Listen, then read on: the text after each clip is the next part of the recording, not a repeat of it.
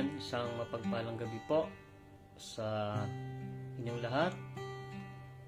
Sa bawat isa po na patuloy na subaybay po sa ating lingguhang prayer meeting. Tayo po ngayon ay online.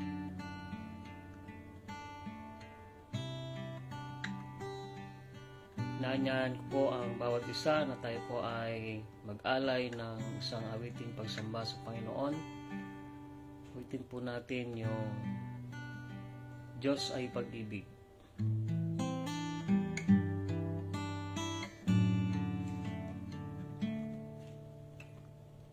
Pag-ibig ang siyang pumukaw sa aking puso at kaluluwa,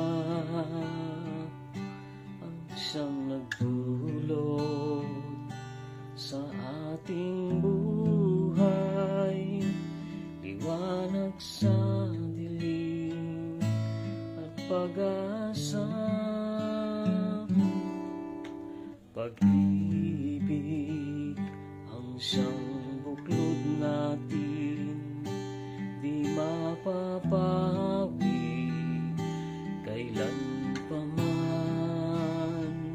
Sa puso't diwa tayo'y isa lamang, kahit na tayo ay magkawalay. Pagkat ang Diyos natin, Diyos ng pag-ibig, magmahalan tayo't magtulungan. At kung tayo'y bigo, ay huwag limutin na may Diyos tayong nagmamahal. Sikapin sa ating paghayo, ipamalita ang mundo. Pag-ibig ni Jesus, siyang sumakop sa bawat pusong uhaw sa pagsuyo. Pagkat ang Diyos natin, Diyos ng pag-ibig, magmahalan tayo't magtulungan. At kung tayo'y bigo, ay huwag limutin na may Diyos tayo na nagmamahal. Pagkat ang Diyos natin, Diyos ng pag-ibig, magmahalan tayo't magtulungan. At kung tayo'y bigo, ay huwag limutin na may Diyos tayo na nagmamahal. Diyos ay pag-ibig.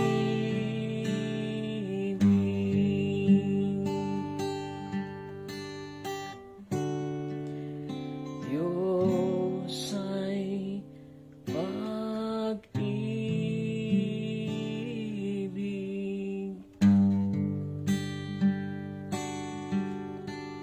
Salamat Panginoon, tunay nga o Diyos na Ikaw po ang aming pag-ibig. Pagkat una mo po kaming minahal na o Diyos. Salamat po sa iyong dakilang pag-ibig sa bawat sa amin, Panginoon. Salamat po sa katubusan ng aming mga kasalanan sa pamagitan mo, Panginoong Yesus. Sa krus ng Kalbaryo, kami po ay natubos aming pong pagkakasala. Salamat po, O Diyos, sa iyong kabutihan sa aming mga buhay. Sa gabing ito, Panginoon, sa aming pong pagbubulay-bulay ng iyong salita, patuloy kang manguna. Gabayan mo po, Panginoon, ang lingkod.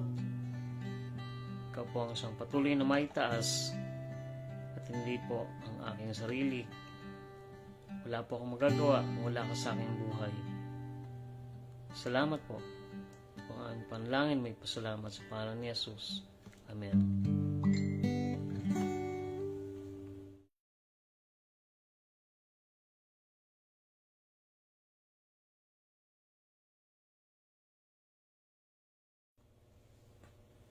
Amen. Magandang gabi po uli sa bawat isa po sa inyo. Tayo po ngayon ay sa bahagi ng ating pagbubulay-bulay ng salita ng Panginoon.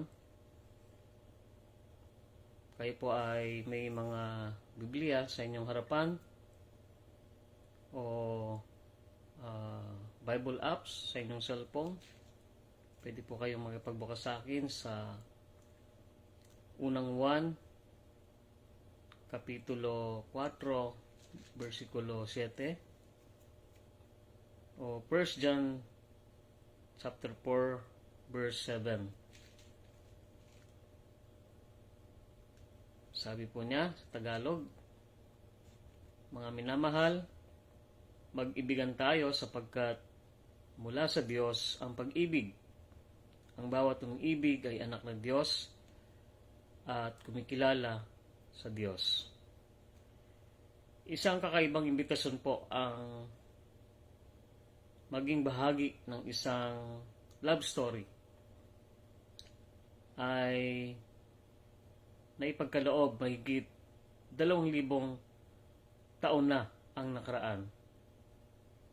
Ito ay imbitasyon na nagmumula sa Diyos na inihatid mismo ng kanyang anak at tinataka ng banal na dugo na sa pamamagitan ng ating Panginoong Hesus. So this is God is inviting us to be part of His love story.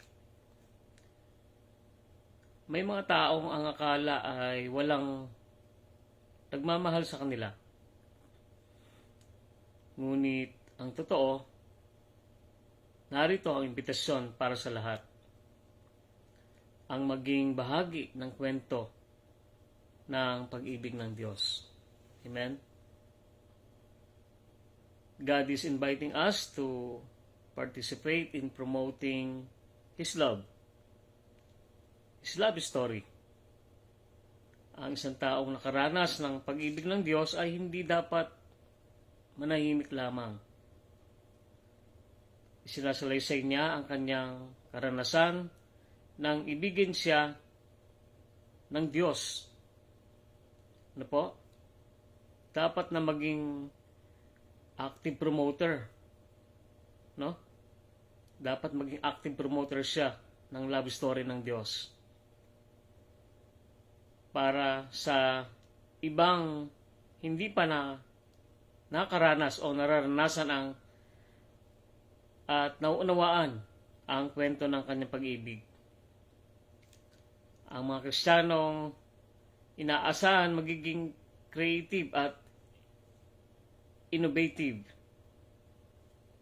in presenting the gospel or the love story of Christ upang umakma ito sa kasalukuyang panahon. God is inviting us to write our own love story. So nais ng Diyos na humabi tayo ng ating sariling kwento ng pag-ibig. And ang pattern ng mga kwentong ng pag-ibig na ito ay nakabatay sa pag-ibig ng Diyos na hinahabi sa pamagitan ng karanasan ng tulong na banal na Espiritu at ng uri ng pamumuhay na ipapakita sa pamamagitan ng gawa. Ito ay mga kwentong naglalaman ng pagpapatawad o kagandahang loob, pagtutulungan, kapayapaan at pagkakapatiran. Sabi po ng John 14 verse 23, ang umiibig sa akin ay tumutupad ng aking salita. Iibigin siya ng aking Ama at kami tatahan at mananatili sa Kanya. Ang pag-ibig ay isang abstract word na may aktibong kahulugan at implikasyon. Paano ba naipapahayag ang pag-ibig sa Panginoong Hesus ng kanyang mga tunay na alagad? Dito po ay marahil ihanda natin ang ating sarili sa isang malalim na commitment, no? Commitment sa tawag ng pagsunod sa Panginoon. Ang pinakamabigat na kaaway ng tao minsan ay ang kanyang sarili. Bakit po? Sapagkat minsan umaakto, no? Umaakto itong Diyos-Diyosang umaagaw sa lugar ng ating Panginoon, no? O sa consciousness ng tao. Maraming mga Kristiyano ang nag-aakalang sila'y nakahandang sumunod sa hinihingi ng pagiging alagad, sapagkat sila na may nagsisimba, no? Nagsisimba ng palagian at nagpupuri ng tapat sa Diyos. Ngunit, ang pagsunod ba ay hanggang doon na lamang? O hanggang dito na lamang? Sa pagsimba? Sa pagpuri? Ng matapat sa Kanya? Ano po?